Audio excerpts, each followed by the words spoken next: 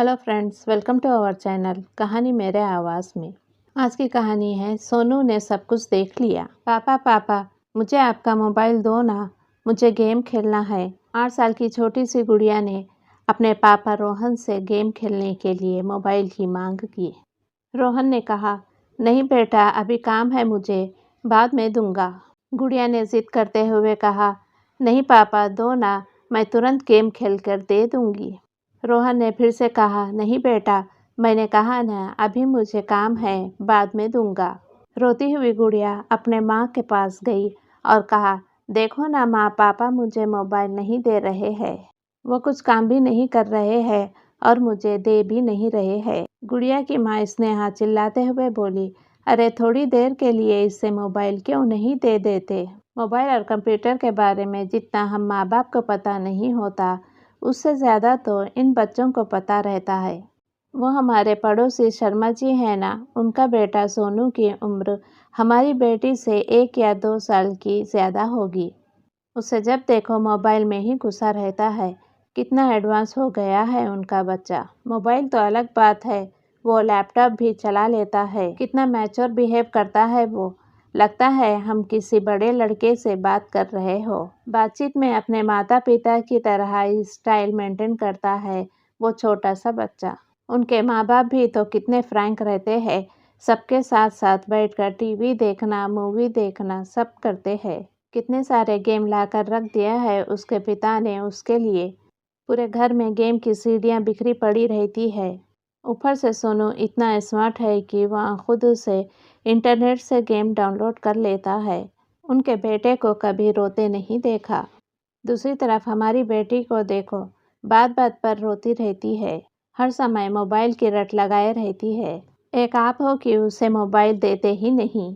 रोहन ने कुछ सोचते हुए कहा, वो सब तो ठीक है, उसका गेम खेलने के लिए एक अलग से मोबाइल दे दूंगा, लेकिन इस तरह वो ज़्यादा मोबाइल यूज़ करेगी तो उसके आँख पर बुरा असर हो सकता है। स्नेहा कुछ नहीं बोली तो रोहन ने कहा, मैं अभी किसी काम से बाहर जा रहा हूँ, लगभग 10 मिनट में आ जाऊँगा, फिर हम लोग सब मिलकर घूमने चलते हैं। स्नेहा ने कहा, ठीक है, तब तक मैं उसे तैयार भी कर दूंगी। रोहन भी हाँ में रजामंदी देकर घर से बाहर चला गया, लेकिन 10 बजे का गया रोहन 11 बजे तक भी वापस नहीं आया। इस बीच स्नेहा ने उसे फ़ोन लगाने की कोशिश भी की, लेकिन उसका फ़ोन हर समय व्यस्त ही बता रहा था। स्नेहा को रोहन की चिंता होने लगी कि आखिर क्या बात है जो अभी तक रोहन आया नहीं। लगातार कोशिश के बाद आखिरकार एक बार रोहन का फ़ोन लग ही गया। फ़ोन लगते ही स्नेहा बोल उठी, क्या हुआ? 10 मिनट का बोले गए, 1 घंटे से ऊपर हो गया, तुम्हारा तो कुछ पता ही नहीं। रोहन ने बताया, आज के घूमने का प्रोग्राम कैंसिल कर दो, आज हम घूमने नहीं जाएंगे, और अगर जाएंगे भी तो शाम को। स्नेहा ने आश्चर्य और चिंता भरे स्वर में पूछा, लेकिन क्या बात है, कहाँ हो तुम? रोहन ने कहा, हॉस्पिटल में हूँ। स्नेहा चिल्ला पड़ी, क्या हॉस्पिटल में? क्या हुआ तुम्हें? रोहन ने कहा, मुझे कुछ भी नहीं हुआ, मैं ठीक हूँ और मैं तुम्हें अभी कुछ भी नहीं बता सकता, घर आकर सारी बात बताऊंगा। लगभग शाम तक रोहन वापस आया।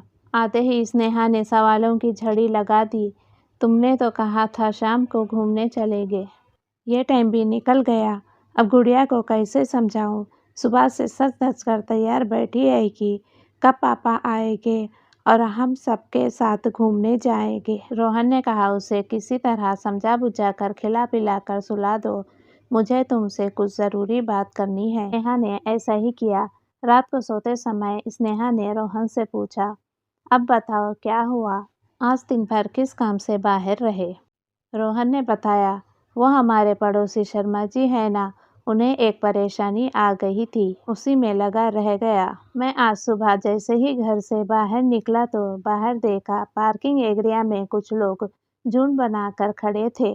पास जाकर देखा तो सोनू, वो 9 साल का छोटा सा बच्चा, अपने साथ खेल रही बच्ची नित्या के साथ गलत हरकत करने की कोशिश कर रहा था। कुछ लोग उसकी अश्लील हरकतों को देखकर हंस हंस कर बातें कर रहे थे। देखो आजकल के बच्चों को कैसे हैं इनके माँ बाप जिनके बच्चे ऐसी गंदी हरकतें कर रहे हैं। बच्चों को देखते ही समझ में आ जाता है कि कैसे परवरिश दे रहे हैं इनके माँ बाप। भीड़ जमा देख शर्मा जी भी दौड़े आए तो अपने बेटे को उस अवस्था में देखकर बहुत लज्जित हुए।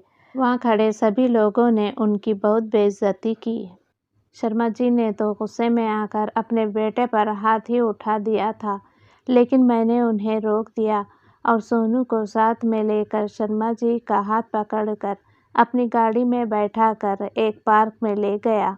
वहाँ मैंने उनका गुस्सा शांत किया। मैंने उनसे पूछा, क्या सोनू किसी बुरी संगत में है जो ऐसी गंदी बातें सीख रहा है? शर्मा जी ने कहा, नहीं, ऐसी कोई बात नहीं है। फिर मैंने कहा, हो ना हो इस बच्चे के मन में कैसे भी इस तरह की भावनाएं घर कर गई है, इसे फ़ौरन किसी मनोचिकित्सक के पास लेकर जाना होगा, जो इसकी काउंसलिंग कर पता लगा पाएगा कि इसके मन में ऐसी बातें कहाँ से आई। फिर मैं उन्हें एक मनोचिकित्सक के पास ले गया। काफ़ी देर की काउंसलिंग के बाद उसने बताया कि सभी बच्चे बिल्डिंग के नीचे पति पत्नी का खेल खेल रहे थे, जैसे मेरे मम्मी पापा खेलते हैं।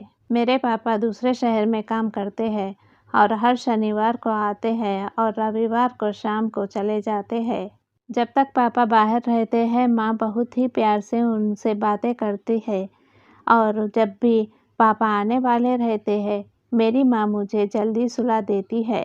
मैं भी उनसे बहुत सारी बातें करना चाहता हूँ। सुबह पापा देर से जागते हैं और मेरे लिए उनके पास समय नहीं रहता। पापा के आने के पहले माँ के कमरे में एक सीडी रखी थी, जिसे देख मैंने सोचा ये मेरी गेम की सीडी है और उसे लैपटॉप में डालकर चेक किया। तभी माँ अचानक मुझे सुलाने आ गई। मैं भी सोचता था कि पापा के आने से पहले माँ मुझे जल्दी क्यों सुला देती है। फिर मैंने रात को सिर्फ सोने का बहाना किया और पापा के आते ही सब कुछ छुप कर देखा कि माँ उन्हें प्यार से गले लगाती है और उसके बाद वो कैसे खेलते हैं। सोनू की यह बात सुनकर मेरे और शर्मा जी के पसीने छूट गए। डॉक्टर ने उसे कुछ दवाएं दी है और साथ ही सलाह भी दी है कि तुरंत ही उसका माहौल बदल दे, उसके खेल खिलौने फ़ौरन बदल दिया जाए। उसे माँ बाप का भरपूर प्यार मिलना चाहिए। उसके सामने कभी भी उस बात की चर्चा ना हो। उन्हें फ़ौरन ये जगह छोड़ना होगा ताकि समय के साथ साथ वहाँ इस वाक़ये को भूल सके। डॉक्टर ने बताया, हम लोग बच्चों को अपने बीच की बाधा समझते हैं और किसी न किसी तरह उसे मोबाइल, लैपटॉप और इंटरनेट मुहैया कराकर उसे व्यस्त कर देते हैं ताकि हम अपना काम बिना किसी डिस्टर्बेंस के कर सकें। आजकल इंटरनेट पर बिना सर्च किए भी कुछ अश्लील तस्वीरें और बातें दिख जाते हैं जो बच्चों के कोमल मन पर बहुत बुरा असर छोड़ देते हैं और आगे चलकर वो हमारे हाथ से बाहर हो जाते हैं। स्नेहा ये सब सुनकर सुध-बुध रह गई थी। रोहन ने आगे कहा, जब शर्मा जी ने घर आकर सोनू के गेम की सीडी चेक की तो उसमें बद्धी वीडियो वाली सीडी भी मिली। इसके साथ ही उसके मोबाइल में भी कई गलत साइट्स की हिस्ट्री थी और जानती हो उसने तो बहुत ही अश्लील ड्राइंग भी बनाया हुआ था। ये सब सुनकर स्नेहा काँप उठी। उसने झट से कहा, सुनो जी, हम अपनी बेटी को अलग से मोबाइल नहीं देंगे और कभी देंगे भी तो अपनी निगरानी में प्रयोग करने को कहेंगे। हम अपनी बेटी के साथ ढेर सारा समय बिताएंगे और हर सही गलत बात के लिए उसका उचित मार्गदर्शन भी करेंगे। रोहन ने भी सहमति से सिर हिला दिया। दोस्तों, अपने बच्चों के साथ प्यार भरा रिश्ता बनाकर उन्हें सही गलत की शिक्षा देनी चाहिए और सबसे महत्वपूर्ण बात कि उनके साथ ढेर सारा वक्त बिताना चाहिए, क्योंकि माता पिता होना एक बहुत बड़ी जिम्मेदारी होती है और परवरिश कोई खेल की बात नहीं होती है। क्या आप इस बात से सहमत हैं? कमेंट करके हमें ज़रूर बताइए। दोस्तों, आपको ये कहानी कैसी लगी नीचे कमेंट करके हमें ज़रूर बताइएगा। अगर आपको ये कहानी पसंद आई हो तो अपने दोस्तों के साथ ज़रूर शेयर करें और ऐसी ही प्यारी कहानियाँ सुनने के लिए हमारे चैनल कहानी मेरे आवाज़ में को सब्सक्राइब कर लें और नोटिफिकेशन ऑन कर दें। जब भी मैं वीडियो अपलोड करूं उसका नोटिफिकेशन सबसे पहले आपको आए। धन्यवाद।